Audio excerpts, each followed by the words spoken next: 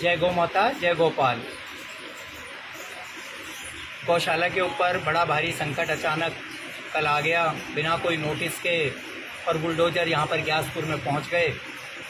बहुत सारे घर उजाड़ दिए जो 30-40 साल से यहाँ खेतों में काम करके बेचारा अपना जीवन निर्वाह कर रहे थे, और आनन फानन में उन्होंने कई घर तो उजाड़ दिए। लोग मजबूरी में बेचारे अपना सामान खुद ही तोड़ ताड़ के अभी सड़क पर बैठे हैं कि आने जाने का है नहीं। गौशाला तक भी उनका पूरा निर्देश था कि हमें पूरे ऑर्डर मिले हुए हैं कि ये सब चीज़ें यहाँ से हटाएंगे। अब बताइए कितनी अंधेरगर्दी है। 50 गाय, उनके लिए किसी तरह से मौसम से बचने के लिए हमने थोड़ा बहुत आश्रय बनाया है। अलग अलग तरह से लोग आकर यहाँ पर सेवा करते हैं। इतना बड़ा खर्चा है, कोई एक आदमी उठा भी नहीं सकता। उद्देश्य केवल ये है कि जो निराश्रित गौवंश है इसके लिए हम थोड़ी सुख सुविधा उपलब्ध करा सकें। वास्तव में तो सरकार का काम था।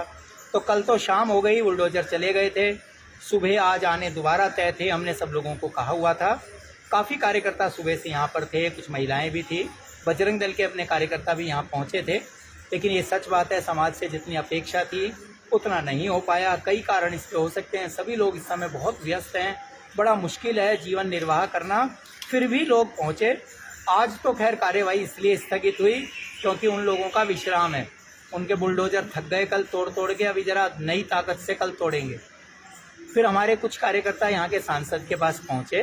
सांसद के जो सचिव हैं उनसे बात हुई, पवन भास्कर जी, उन्होंने आश्वासन दिया है कि हमारी पूरी कोशिश है कि गौशाला को हम हाथ नहीं लगाने देंगे। तो हमें विश्वास है कि वो लोग अपने स्तर पे ज़रूर कार्रवाई करेंगे। मनोज जी, अंकित जी आदि जो दिल्ली के प्रदेश अध्यक्ष हैं, बाकी पार्टियों के भी लोग हैं, उन सब से हमने बात कर रहे हैं। भगवान ने चाहा हो सकता है मदद मिल जाए।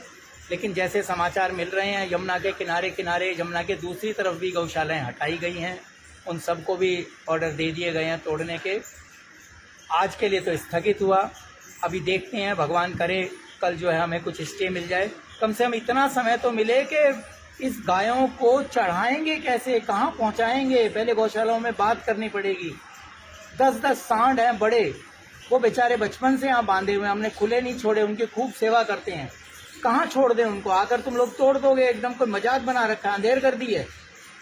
लगता है कोई सरकार नाम की चीज़ नहीं है। पहले सरकार हुआ करती थी, मानवीय संवेदनाएं थी। रोहिंग्या मुसलमान आकर किलोमीटरों की ज़मीनें दबा ली, और हमारे कोर्टों की आत्मा जाग जाती है, उनके लिए सुख सुविधा के लिए सरकारों को निर्देश दे देती है। और यहाँ लोगों से कानूनी दस्तावेज मांगे जाते हैं। कहाँ जाएंगे गाय, तो कौन दस्तावेज देगा? क्या चिड़ियाँ इतनी बच गई, हम उनके लिए उपलब्ध कराते हैं कि वो नस्लें बचे। बड़ी मुश्किल से कुछ पेड़ पौधे उगे हैं, किस लिए उगाए हैं, किसके लिए सरकार वृक्षारोपण करती है? खेत उजाड़ कर तुम लोग जंगल बना दोगे, गायों को उजाड़ कर तुम लोग क्या करोगे? यहाँ पर बड़ी बड़ी कंपनियों को जमीनें बेची गई हैं। और सच बात यह, एनजीटी जैसी राक्षसी संस्थाएं खड़ी की गई हैं। जो एनजीटी कहती है यमुना में बाढ़ का क्षेत्र है, जिसका आधार लेके पिछले 8 साल से हम लगे रहे, 100 मीटर की एक सड़क बन जाए, लोग घुटने घुटने तक कीचड़ में, बच्चे डूब डूब के यहाँ से निकलते थे। शौचालय करके दुनिया भर में ये लोग चीखते रहे। पूरे गांव में एक शौचालय नहीं बनाया कि जमुना का बाढ़ का क्षेत्र है। और आज कंपनी आ गई तो तुम 100 फुट का रोड बना रहे हो, उसके लिए तुमने सैकड़ों मकान उजाड़ दिए, सैकड़ों लोग उजाड़ दिए। तुमने रोजगार नहीं दे सकते, उनके रोजगार उजाड़ दिए। गौशालाओं के लिए कुछ कर नहीं सकते, तुम एक पैसे का मदद नहीं कर सकते, तुम गौशाला उजाड़ने पर तुल गए। ये एनजीटी संस्थाओं जैसी संस्थाओं के जो राक्षसी कानून है, मुझे ध्यान है पिछले वर्ष ही एनजीटी में बैठे हुए जो बिल गेट्स के दलाल हैं, उन्होंने कानून तैयार कराया।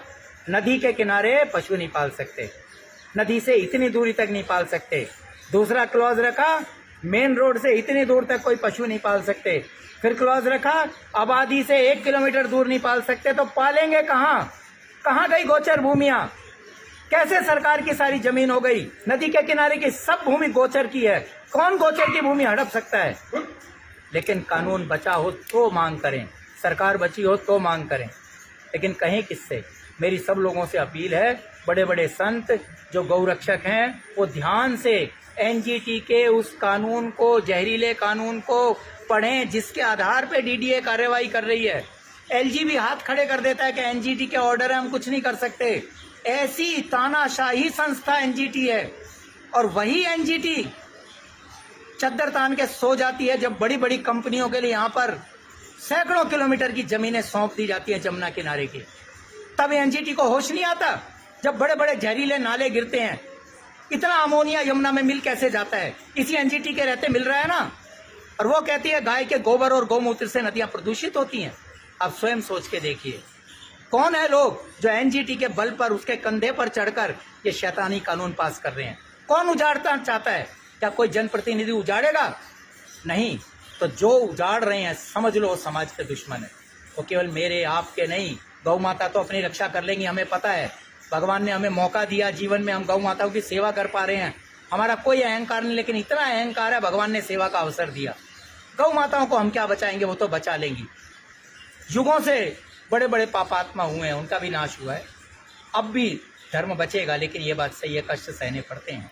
मेरी सब लोगों से अपील है, कानूनन इनके ये जो जहरीले विषय हैं कानूनी, उनको चुनौती दी जाए, वरना उसके बिना बड़ा कठिन होगा। हम हो सकता है गौशाला बचा लें, आज नहीं तो कल फिर इस कानून के आधार पर गौशालाओं को उजाड़ा जाएगा। जय गौ माता, जय गोपाल।